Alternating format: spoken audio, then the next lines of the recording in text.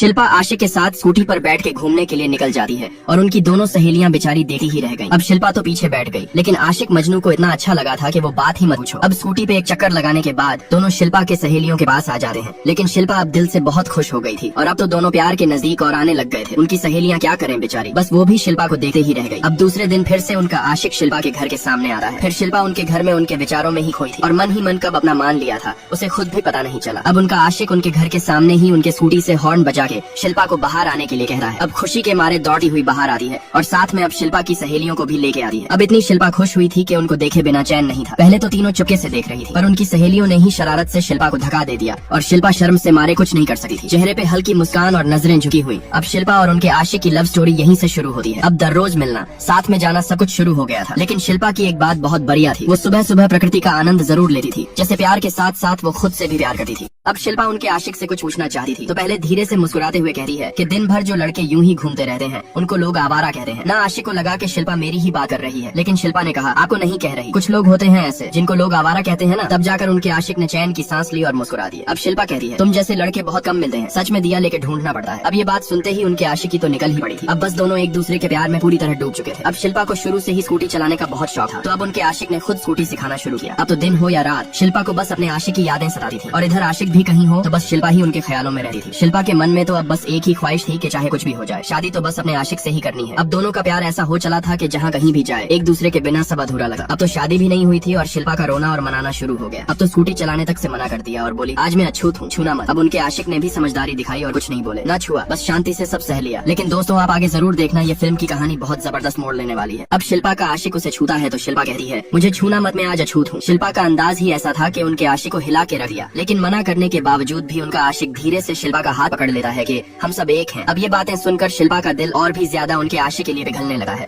और शिल्पा खुद भी उनके और नजदीक आ जाती है और आखिरकार उनके आशिक से प्यारा सा किस हो ही जाता है और दोनों रोमांटिक हो जाते हैं। अब तो दूसरे ही दिन शिल्पा फिर से तैयार होकर अपने आशिक का बेसब्री से इंतजार करने लगी है और जैसे ही स्कूटी की हॉर्न सुनाई देती है समझ जाती है कि आशिक आ चुका है। अब तो फटाफट दौड़ती हुई बाहर आती है और दोनों फिर से एक साथ घूमने निकल जाते हैं। स्कूटी पर बैठकर बस एक दूसरे की आंखों में खोए रहते हैं। वैसे भी शिल्पा को स्कूटी चलाना बहुत पसंद था। अब एक दिन शिल्पा के पापा कहीं बाहर जा रहे थे, लेकिन स्कूटी स्टार्ट नहीं हो रही थी, तो शिल्पा फौरन आकर पापा की मदद करती है और बड़े जोश से स्कूटी स्टार्ट करके दिखा देती है। अब शिल्पा की जवानी भी जोश में थी और लुक्स तो ऐसे कि जैसे चांद की महबूबा खुद जमीन पर उतर आई हो, एकदम फटाका लग रही थी। लेकिन शिल्पा की माँ हमेशा उसे डांटती रहती थी कि ये क्या हाल बना रखा है तेरा। अब रात के समय जब सब सो चुके थे और चांदनी आसमान में शांति से फैली थी, तभी चुपके से शिल्पा का आशिक मिलने आ जाता है और फिर से शुरू होती है उनके इश्क की अगली मीठी कहानी। शिल्पा की फ्रेंड्स को यकीन नहीं हो रहा था कि टुकटुक में वाकई शिल्पा की आत्मा है। तब तीनों लड़के कहने लगे कि आप ही शिल्पा की करीबी रही हैं, आप ही कुछ ऐसा सवाल पूछिए जो सिर्फ आप ही जानती हो। फिर शिल्पा की एक फ्रेंड सवाल करती है कि हम कॉलेज के बाहर कहाँ मिला करते थे, लेकिन इस सवाल पर टुकटुक की लाइट ऑन नहीं होती। अब तीनों लड़के और शिल्पा की फ्रेंड्स सब बाहर निकलते हैं, उस जगह पर जहाँ शिल्पा बचपन में खेला करती थी और जहाँ उसकी सारी फ्रेंड्स उसके साथ खेलती थी। लेकिन बात बताने से पहले तीनों लड़के कहते हैं कि पहले हमें बताओ कि शिल्पा के साथ क्या हुआ था। हम किसी न किसी तरह कल्पना कर ही लेंगे कि उस प्यारी सी लड़की की जिंदगी में ऐसा क्या हुआ जो वो आज इस रूप में हमारे साथ नहीं है। फिर फ्रेंड्स बताती हैं कि शिल्पा को गाना गाना बेहद पसंद था, खासकर बरसात में वो खुद गाती थी और खुद ही नाचती थी। वो बच्चों के साथ खेलना बहुत पसंद करती थी, हम दोनों भी हमेशा उसके साथ रहती थी। उसका एक लवर भी था जो उसके पीछे हर वक्त पड़ा रहता था, वो जहाँ जाती वहाँ वो लड़का उसके पीछे पीछे पहुँच जाता। शिल्पा बहुत मस्तीखोर थी, एक बार स्कूल में जाकर बच्चों को खुद टीचर बनकर पढ़ाने लगी। फिर असली टीचर आ गया और सब देख लिया तो शिल्पा और हम सभी फ्रेंड्स हंसते हुए वहाँ से भाग निकले, लेकिन वो लड़का भी पीछे पीछे भाग निकला